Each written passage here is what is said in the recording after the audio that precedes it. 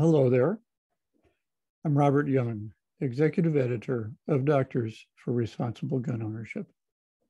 We are the doctors who know guns. We are glad to be part of the Second Amendment Foundation family since 2011. Thank you, Alan, Julianne, and the whole SAF team for hosting the best gun rights advocacy event of the year. We are a nationwide organization of healthcare professionals and supporters who value honesty and human rights. Our leadership includes Drs. Arthur Shabinda, Project Director, John Adine, Membership Director, Sean Brodale, Outreach Director, Dennis Petrocelli, Forensics, and Kevin Zhang, Online Manager. Our Second Amendment activities are all volunteer, as we are all full-time practitioners. For 27 years now, Doctors for Responsible Gun Ownership has been fighting the politicization of gun policy by know-it-alls in our profession. We base our positions on and educate others using the best data-driven science available, which consistently supports the net gain to public health from American citizens exercising their right to keep and bear arms. We view our educational mission very broadly. We have provided policy background and amicus briefs in major cases like Emerson, Peller, Peruta, and Walschlager. We publish position papers by our experts on issues such as easing access to suppressors, electronic medical records, and emergency protection orders. We have testified before national and state legislatures across the country and share our expertise with other activists. We advocate for your Second Amendment rights in written, broadcast, and online media. Fox News, CBS News, National Review, The Washington Examiner, and many others.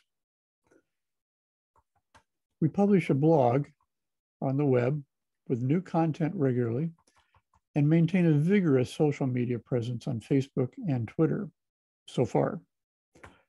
We strongly object to the notion that doctors have any right to ask patients routinely about gun ownership. That's an ethical violation and malpractice if it leads to harm. We run a service at 2adoc.com, that's 2adoc.com, to connect gun owners to medical providers who support the right to keep and bear arms. Discussing guns with them is usually a pleasure, though optional.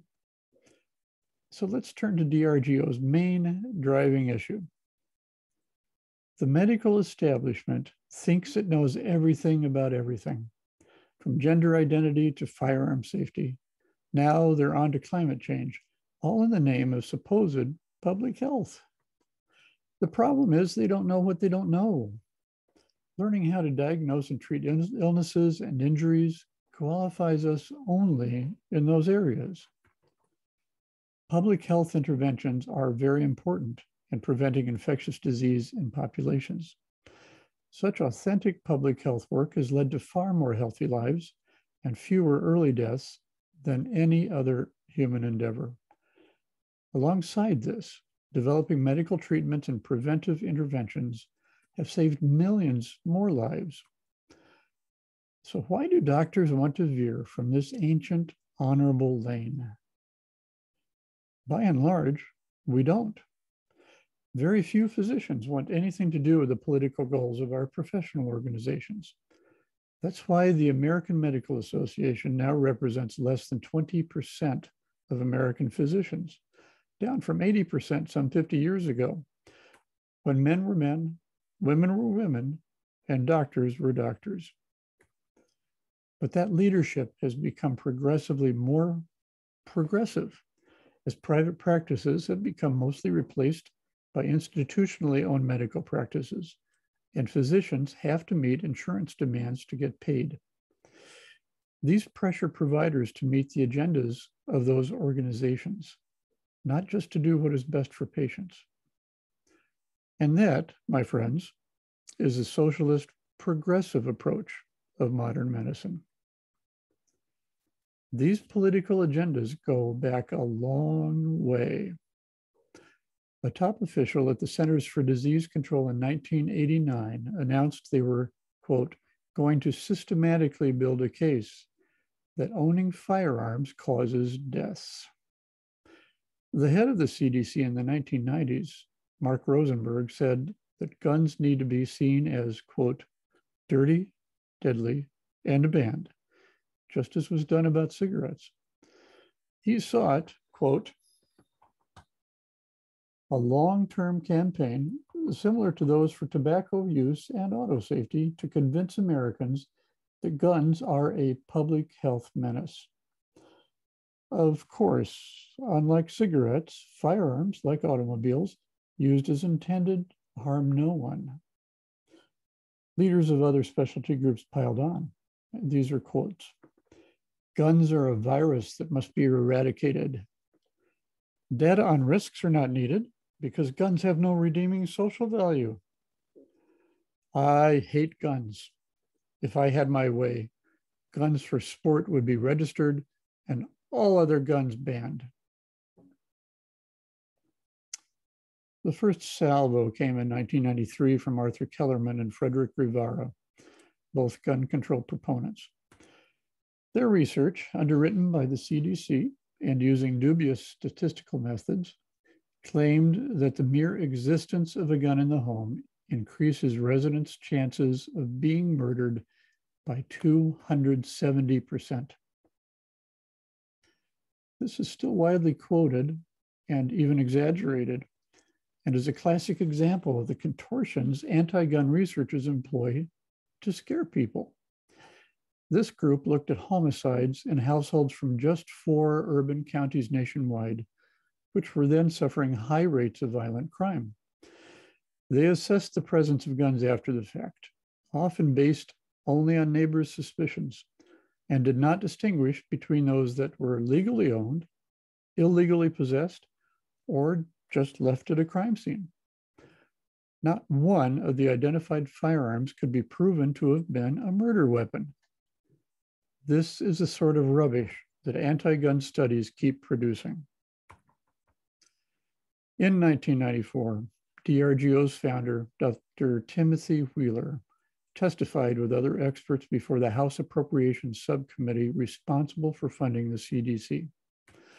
The result was the Dickey Amendment that forbids not research, but the use of government funding to advocate for gun control, just as the CDC was doing.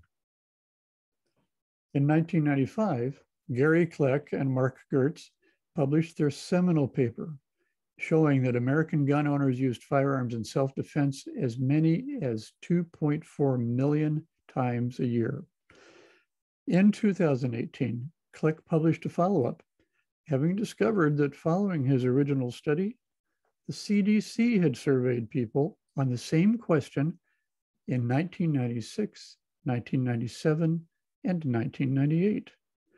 Along with many other surveys since, the CDC's confirmed Kleck and Gertz's original findings.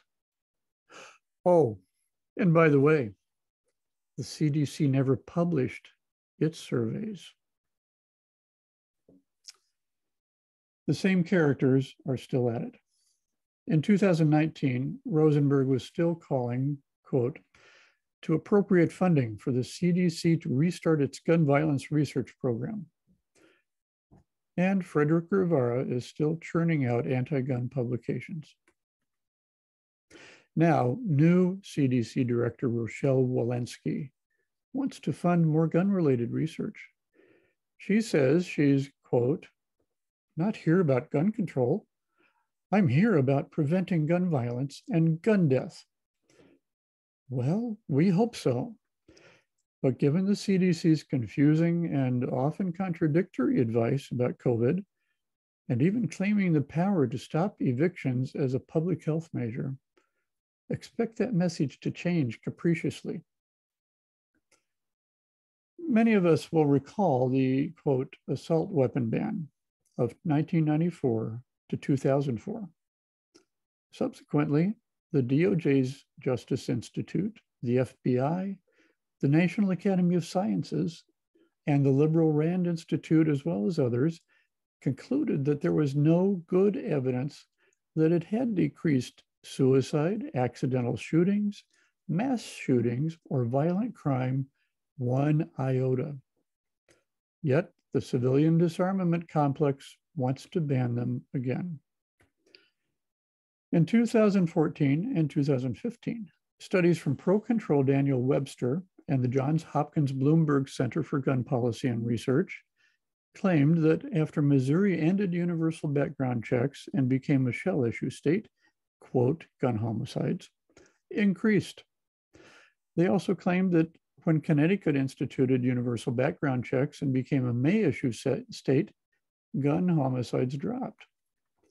That was true, but their own data also showed that gun homicides in Missouri had already been increasing, then did so at a slower rate following the change.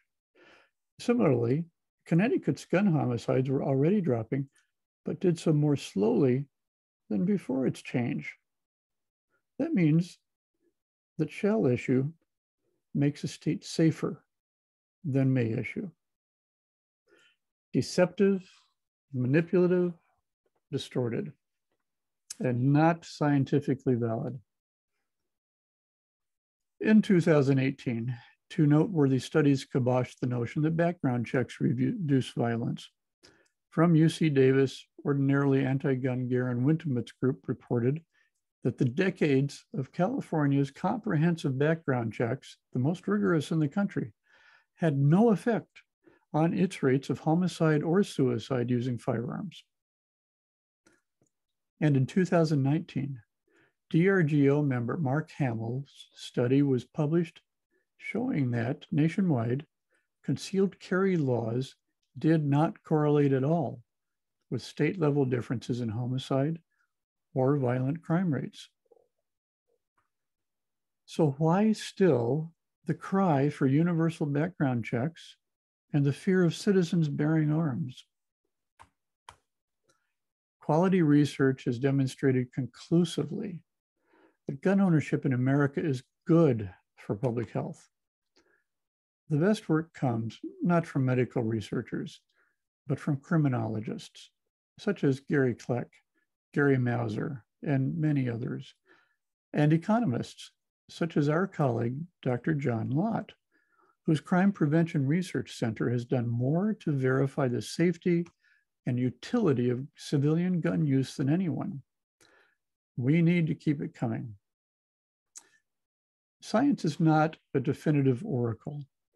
It is a process that requires fair minds, openness to criticism, and a willingness to change beliefs as research yields new information. These traits seem sorely absent in most of the gun control industry. At the least, careers depend on continuing funding from the Bloombergs, Soroses, their allied schools, foundations, and organizations, and the government, none of which value individual responsibility at all. It doesn't take a graduate degree or statistical expertise to see the faults in advocacy research. You'll find, if you look, personal bias and cherry-picked data and interpretation.